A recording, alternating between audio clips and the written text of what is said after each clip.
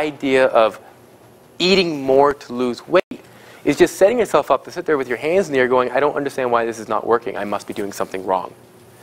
In reality, you're not doing anything. There's nothing wrong with you. It was something wrong with the approach. This is where it all comes down to, is the idea of feeling your metabolism. You think of people who are energetic, who jump around, who sit on front of presentations on a Saturday morning and have energy even though it's 10, 11 in the morning. This energy is very different from your metabolic rate. We use the term energy all over the place. This is different. This is your central nervous system. This is fight or flight, or rest and digest. Those are your two levels of it. If you have a heightened nervous system because you're a little nervous standing in front of people talking, it looks, and you can even perceive it to be an increased metabolic rate, just a heightened sense of awareness, energy. The truth is, things that stimulate your sympathetic nervous system, the one that gives you that feeling of, wow, I've got tons of energy and I'm just doing awesome today. Caffeine, cocaine, ephedrine, exercise, stimulants. That's why they're called stimulants. They will make you feel alert and awake. Also have a really interesting side effect of decreasing your appetite and making you want to move around. I'm not going to point fingers at Hollywood people, but if you go to the second one down there, I think I see a bit of a connection going on there. Things that slow you down, food and pharmaceutical depressants.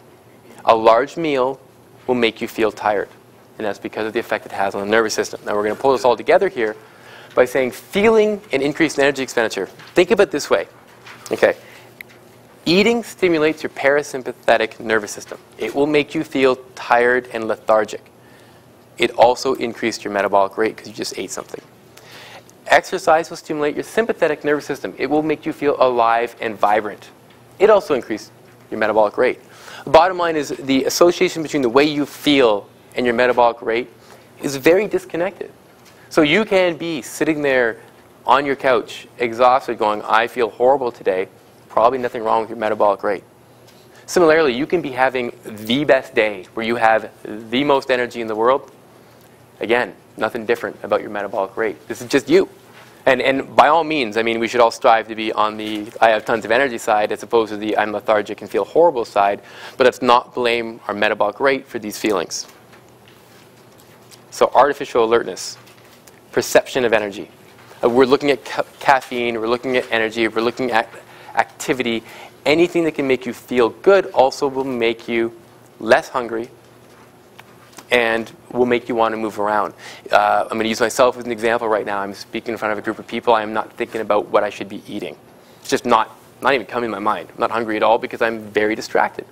We talk about this a lot in Eat, Stop, Eat when I talk about the best thing to do while you're fasting, keep yourself busy.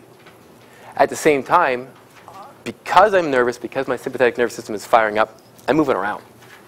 This has nothing to do with I'm not trying to exercise right now. I'm not thinking, I'll get some calf races in while I'm talking to people, work on the calves.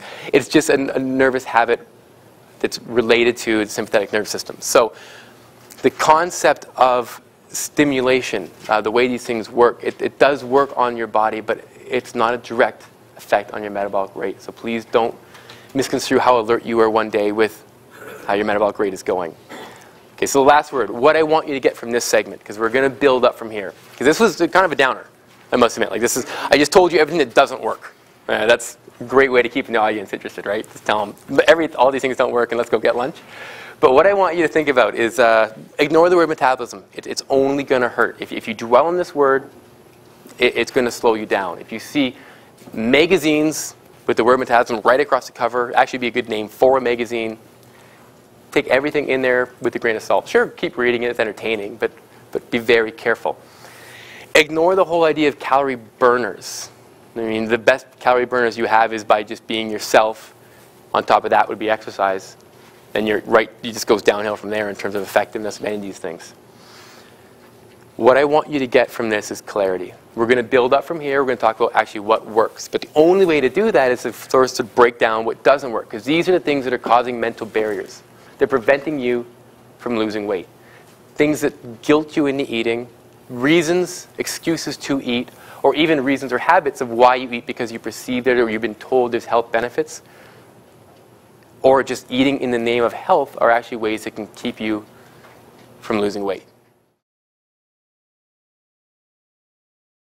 So the first thing that I want to talk about is the alternative interval training that I call bodyweight circuit training. So this is one of the videos that we have on YouTube. So if you haven't seen my YouTube videos, just go and search my name.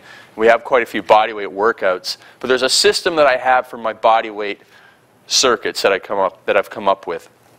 Put them together so that we get, we're able to do a lot of hard work at the same time as doing it in a very short amount of time. So it's similar to the supersets. I'm going to talk about that, the complete turbulence training system this afternoon.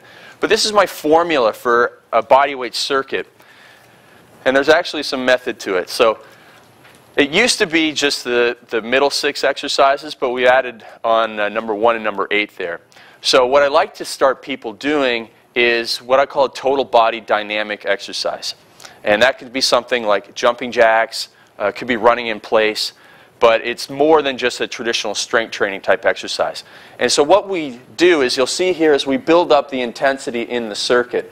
So you don't necessarily need to do a warm-up outside of this, you build the warm-up inside. So jumping jacks, an excellent exercise for a warm-up. And when people do the jumping jacks, just make sure they're not cheating, and make sure they have their arms up over their head, because that goes back to what I was talking about with the upper back mobility, the shoulder mobility. When, I've trained guys in Toronto that when they do that stick-up exercise that you've probably seen in my programs, this is all they could do, because he just spent 25 years poring over financial documents and hadn't done proper training, and his mobility was so restricted from that type of lifestyle.